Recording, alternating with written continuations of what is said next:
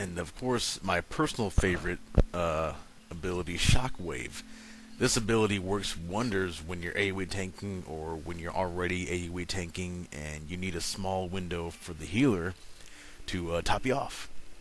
Although the only downside to it is that it hits only in a frontal cone in front of you.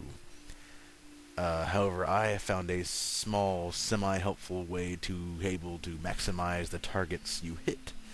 As soon as you pull a group of mobs that you want to AoE tank, slap them with a thunderclap to get their attention, and then you backpedal. Don't turn and run, just backpedal, and this will force all the mobs to group up in front of you. Once this has happened, you shockwave, and it will hit a majority, if not all, the mobs.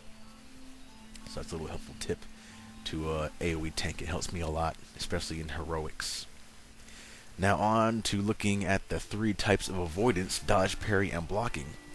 For a warrior, it's a good idea to have a balance of all three, although in my experience, I found it difficult to obtain a high amount of parry, as my dodge and block are much higher.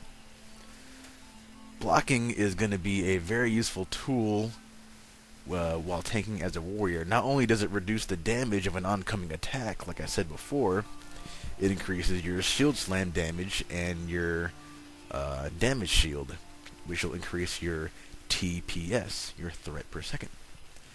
Now remember, the block percent is not what increases the damage. The block value is what does. This indicates how much damage your block negates, as well as bonus damage for those abilities.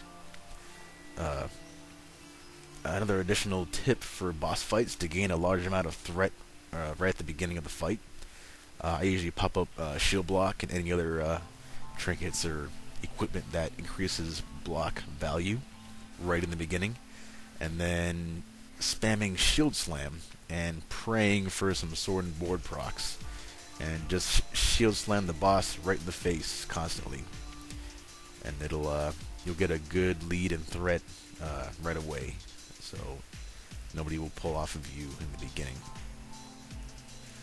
Parry is one of the most difficult avoidances to increase as a warrior. It's not that warriors gain less parry per parry rating, it's just that there's not a lot of tanking gear that gives parry rating to begin with. Everything has dodge, block, or defense rating. However, the other two are easily increased. Agility adds to dodge, strength adds to block value. Although it is a good idea to keep your parry at a reasonably high number, I myself have never been able to achieve anything higher than like a 22-23%. I think one time I got like 24, but I've never been able to get much higher than that. And much different from blocking, though, parry does negate an entire damage of an attack completely. And additionally, it allows your next melee swing to attack faster, much like when a mod parries your attack. He too will swing faster with his next melee. So parrying also increases your TPS, surprisingly. Lastly, we come to dodge. Dodge is going to be one of your top tanking stats, because it is easily obtained and negates all damage from an attack completely. And there's plenty of tanking gear that adds dodge rating and or agility.